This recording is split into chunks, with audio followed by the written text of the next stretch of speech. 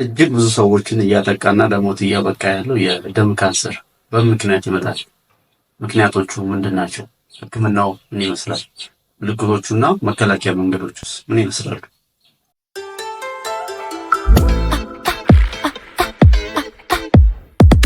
ሰላም ሰላም፣ የንቃተ ጤና ቤተሰቦች እንዴት ናችሁ? እንደምን ቆይታችኋል? ዛሬም እንግዲህ እንደተለመደው አንድ ጠቃሚ ጤና ነክ መረጃን ይዤ ወደ እናንተ መጥቻለሁ። ዛሬ የምናየው እጅግ አስከፊ ስለሆኑ እና ብዙ በተለይ ደግሞ የወጣት ወንድሞቻችን እህቶቻችን እየቀጠፈ ስላለው በብዛት ስለሚታወቀው ስለ ደም ካንሰር ወይንም ሊኪሚያ ይሆናል ማለት ነው።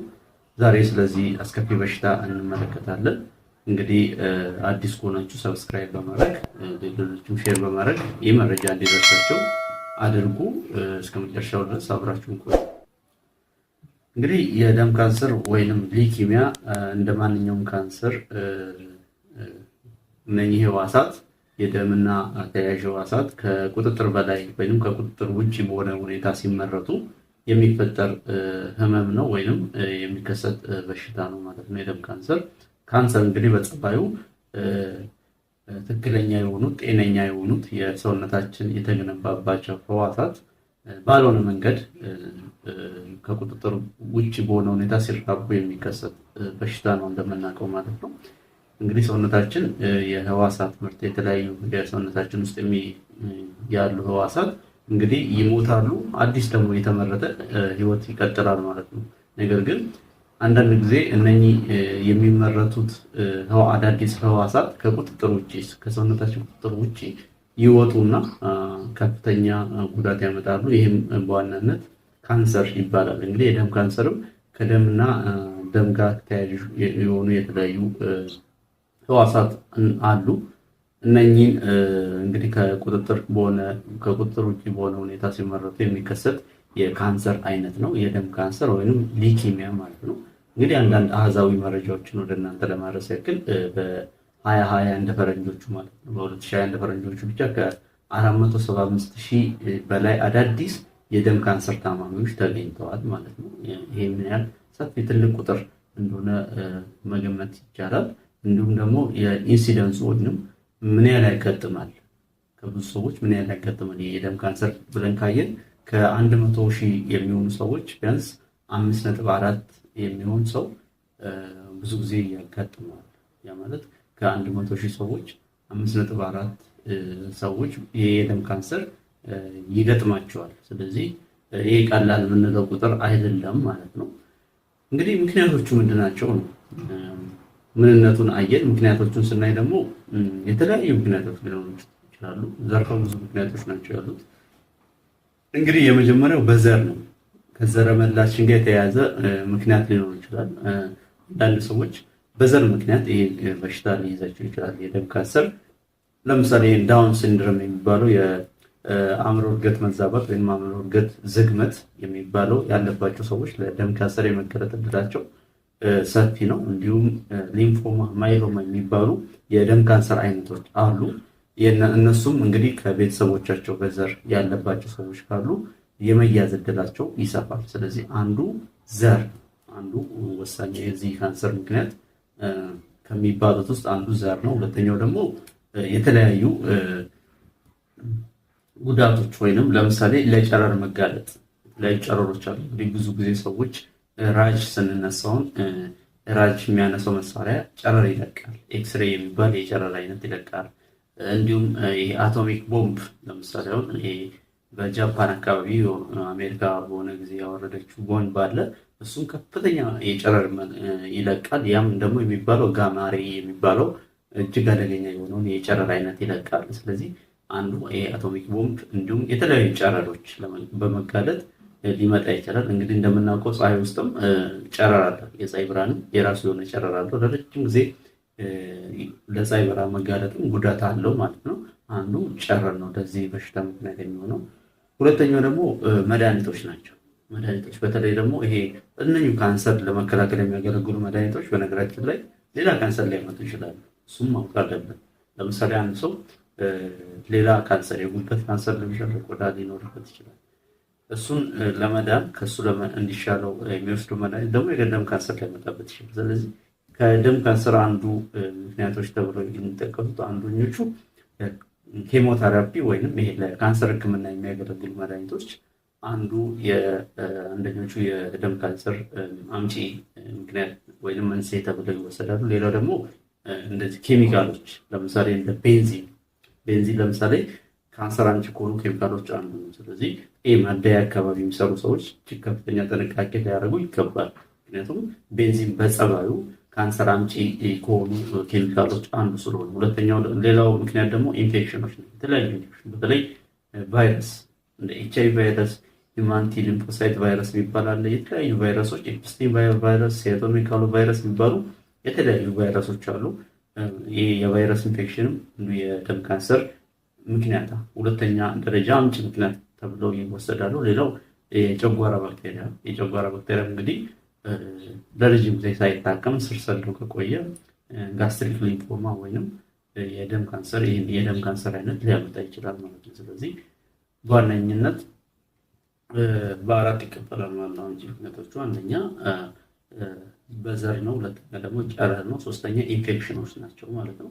አራተኛ ደግሞ ሌሎች በሽታዎችን ለማከም የምንወስዳቸው መድኃኒቶች ናቸው። ስለዚህ የመጀመሪያው እንግዲህ በዘር ወይንም የመጀመሪያ ደረጃ ምክንያት መንስኤ ተብሎ የሚወሰደው ዘር ነው። ሁለተኛው ግን እነኚህ ያልኳችሁ ማለት ነው ኢንፌክሽን፣ መድኃኒቶች፣ የተለያዩ ኬሚካሎች፣ ጨረር የመሳሰሉት ለደም ካንሰር ሁለተኛ ደረጃ ምክንያት ወይም መንስኤ ተብለው ይወሰዳሉ ማለት ነው። እንግዲህ ጠቅላላ አድርጌ ነው እያቀረብኩላችሁ ያለሁት ማለት ነው እንጂ እጅግ ሰፊ ነው። ደም ካንሰር ብዙ አይነት ነው ያለው። እስቲ ትንሽ አይነቶቹን ለማየት እንሞክር። አንደኛው አጣዳፊ ወይንም አኪዩት ሊኪሚያ፣ ሁለተኛው ደግሞ ስር የሰደደ የደም ካንሰር ወይንም ክሮኒክ ሊኪሚያ ተብሎ ነው። እንግዲህ እያንዳንዱ ስር ብዙ አይነት ከ10 በላይ ለምሳሌ አጣዳፊ የካንሰር አይነት ስር ከ10 በላይ አይነቶች አሉ። ነገር ግን እኔ ጠቅለል አድርጌ በሁለት ነው ለማቅረብ የሚሞክረው አጣዳፊና ስር የሰደደ የደም ካንሰር ወይንም አኪዩት ሊኪሚያ እና ክሮኒክ ሊኪሚያ ተብሎ የሚታወቀው ማለት ነው። እንግዲህ አጣዳፊው የደም ካንሰር ብዙ ጊዜ ካልታከመ ቢያንስ 6 ወርና ከዛ በታች በሆነ ጊዜ ውስጥ የመግደል አቅም ያለው የካንሰር አይነት ነው።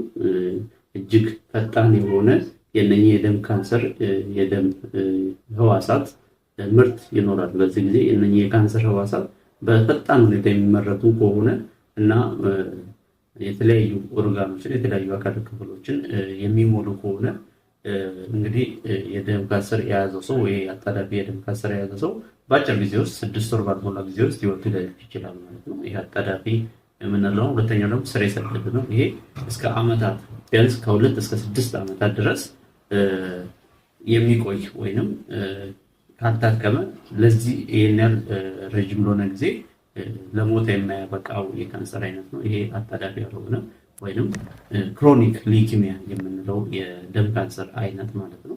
ይሄ እንግዲህ እነኚህ የካንሰር ህዋሳት አብኖርማል ወይም ልክ ትክክለኛ ያልሆኑ ጤናማ ያልሆኑት ህዋሳት የመራባት ፍጥነታቸውን እየወሰዱ አጣዳፊ ላይ በጣም የሚራቡ ከሆነ ከፍተኛ ጉዳቱን በአጭር ጊዜ በማምጣት ለሞት ይደረጋሉ። ነገር ግን ምርታቸው፣ አመራረታቸው፣ የመራባት ሁኔታቸው ዝግታ ያለው ወይንም ቀስ ብሎ አይነት ከሆነ የሚያመጡ ጉዳትም እንደዛው ጊዜ የሚወስድ ይሆናል ማለት ነው። ስለዚህ በዋነኝነት እነኚህ ሁለቱ ናቸው አጣዳፊና ስር የሰደደ የደም ካንሰር ወይንም አኪዩት ሊኪሚያ እና ክሮኒክ ሊኪሚያ ተብሎ የሚታወቁት የካንሰር አይነቶች እነኚህ ናቸው ማለት ነው። ሌላው ነገር ደግሞ የካንሰር በሽታ እንግዲህ ገዳይ እንደሆነ ይታወቃል። ይሄ የደም ካንሰርም እንግዲህ እንደ ማንኛውም ካንሰር የገዳይነት ጸባይ ያለው በሽታ ነው። ሊገል ይችላል። እንዴት ነው ሞት የሚያመጣው ለሞት የሚያደርሰው የሚለውን ነገር ስናይ ደግሞ የመጀመሪያው እነኚህ ጤናማ ባልሆነ ሁኔታ የተመረቱ ወይንም ከቁጥጥር ውጭ በሆነ ሁኔታ የተመረቱ እነኚህ ህዋሳት እንግዲህ አመራረታቸው ከቁጥጥር ውጭ ስለሆነ ማቹር ያደረጉ አይደሉም፣ ወይንም አገልግሎት ለመስጠት በቂ ደረጃ ላይ ያሉ ህዋሳት አይደሉም። ስለዚህ አንደኛ እነኚህ የተመረቱት ህዋሳት ጥቅም አይሰጡም። ሁለተኛ ደግሞ በፍጥነት ስለሚራቡና ማቹር ስለሚያደርጉ ወይንም እድገት ደረጃቸውን ሳይጨርሱ ወደ ደም ስር ስለሚለቀቁ እንግዲህ እንደምናውቀው መቅኔ ውስጥ ነው የደም ምርት የሚካሄደው።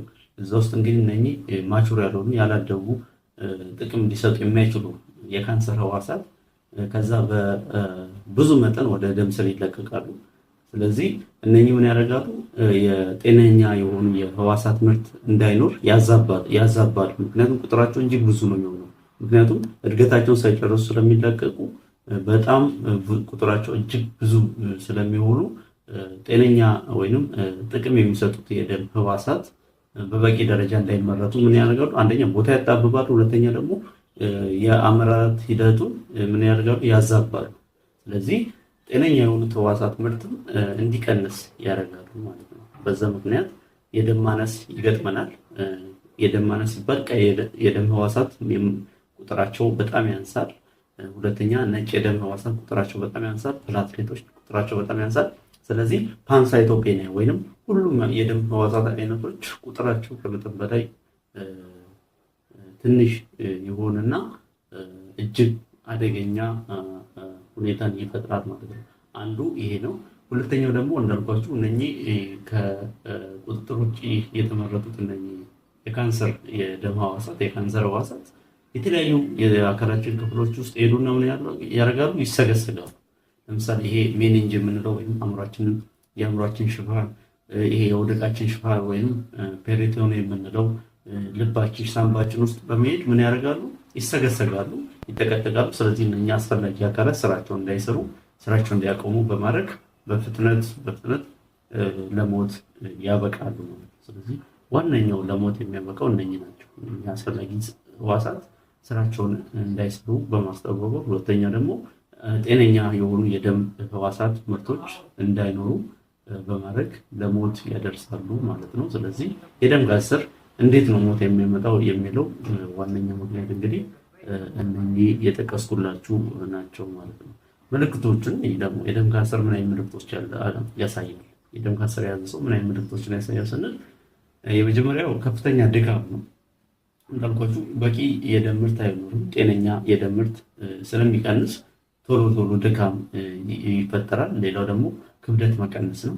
ክብደት በከፍተኛ መንገድ ይቀንሳሉ። ሶስተኛው ደግሞ እጅግ ተደጋጋሚ የሆነ ኢንፌክሽኖች ናቸው። እንዳልኳችሁ የነጭ የደም ህዋሳት ቁጥር በጣም ትንሽ ከሆነ ምርታቸው ከቀነሰ እነኚህ የበሽታ መከላከል አቅሙ በጣም ይደክማል ካንሰር የያዘው ሰው።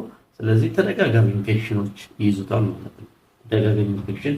ሌላው ትንፋሽ ማጠር፣ መድማት እንዳልኳችሁ ከደም ህዋሳት አንደኞቹ ፕላትሌቶች ናቸው። እነኚህ ደግሞ መድማት እንዳይኖር ይቆጣጠራሉ። ነገር ግን ካንሰር የያዘው ሰው የፕላትሌት ምርት መጠኑ በጣም ስለሚወርድ በተለያየ ቦታ መድማት ይከሰታል። በትንሽ ነገር መድማት ይከሰታል። የተለያየ ህመም፣ መገጣጠሚያ ላይ፣ አጥንት ላይ ህመም ይኖራል እና አጠቃላይ የሆነ ሲስተሚክ ወይም ሙሉ ሰውነትን ላይ ጉዳት የሚያደርስ እጅግ አስከፊ በሽታ ነው የደም ካንሰር እና ለሞትም ያደርሳል ማለት ነው። ምልክቶቹ ናቸው። እንዴት በምርመራ ይታወቃል የሚለውን ደግሞ እኔ ባጭሩ በምርመራ እንግዲህ ሊታወቅ የሚችል በሽታ ነው የደም ካንሰር። የመጀመሪያው ምርመራ ቶታል ብለድ ካውንት ወይም አጠቃላይ የሆነ የደም ህዋሳት መጠን አለ። የቀይ የደም ህዋሳት፣ የነጭ የደም ህዋሳት መጠን አለ። እነሱን በደም ምርመራ እንዲታወቅ በማድረግ አንዱ የሊኪሚያ ወይም የደም ካንሰር ምርመራ ይሄ ነው ማለት ነው። ኮምፕሊት ብለድ ካውንት ወይም የደም ህዋሳት መጠን ማለት ነው። እንግዲህ የደም ህዋሳት መጠን ሲናይ በተለይ ነጭ የደም ህዋሳትን ስለሚያጠቃ የደም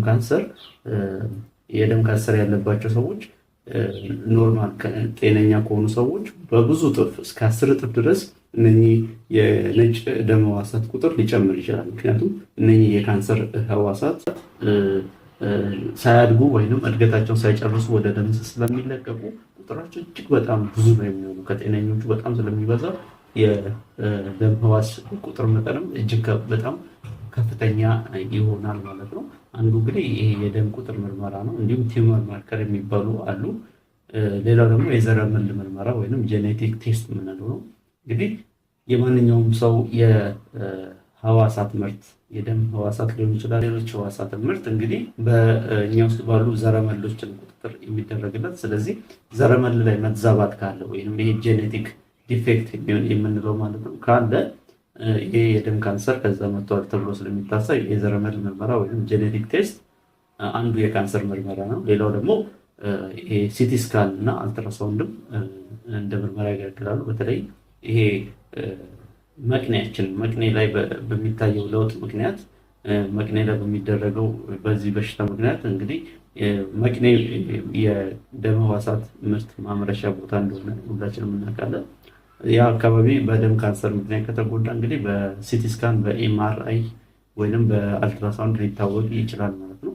ስለዚህ ዋነኞቹ ምርመራዎች እነኚህ ናቸው። እንግዲህ የተለያዩ ምርመራዎች ሊታዘዙ ወይም ሊደረጉ ይችላሉ። ነገር ግን ዋነኛ የምንላቸው እነኚህ ናቸው ማለት ነው። ሌላው የደም ካንሰር ህክምናስ ምንድን ነው? የደም ካንሰር ህክምና የመጀመሪያው ኬሞቴራፒ ነው፣ በመድኃኒት ነው። እንግዲህ የካንሰር መድኃኒቶች አሉ እንደምናውቀው። እነኚህን ትክክል ያልሆኑ የካንሰር ህዋሳት ጤናማ ያልሆኑትን የካንሰር ህዋሳት በመግደል በሽታውን ለመዋጋት የሚያገለግሉ የተለያዩ መድኃኒቶች አሉ። ወይም ይሄ ባጭሩ ኬሞቴራፒ እንለዋለን።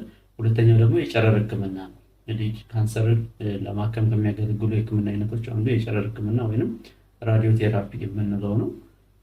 የጨረር ህክምና ይደረግላቸዋል። ሶስተኛው ደግሞ የካንሰር ህክምና ወይም የደም ካንሰር ህክምና የምንለው በጣም የማዳን ችሎታ ያለው ወይም የማዳን ሁኔታው የተሻለ የሚባለው የመቅኔ ንቅለ ተከላ ነው። ወይም ይሄ ቦን ማሮ ትራንስፕላንት ወይም ደግሞ ሄማቶፖይቲክ ስቴም ሴል ትራንስፕላንት የሚባለው ማለት ነው። የመቅኔ ንቅለ ተከላ ነው። ጤነኛ ከሆነ ሰው መቅኔ ተወስዶ ጤነኛ ላልሆነ ሰው ወይም የደም ካንሰር ለያዘ ሰው ይሄ የመቅኔ ንቅለ ተከላ ይደረግለታል ማለት ነው።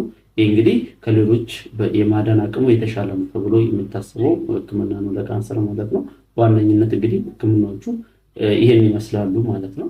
መከላከያውን እንግዲህ ብዙ ጊዜ ካንሰር እንደዚህ የመምጫ መንገዱ ብዙ ጊዜ ተጣርቶ እንደዚህ አይታወቅም። ምክንያቱም በዘር ሊመጣም ስለሚችል ማለት ነው። እንግዲህ ነገር ግን እኛ ማድረግ የምንችለው ነገር አለ።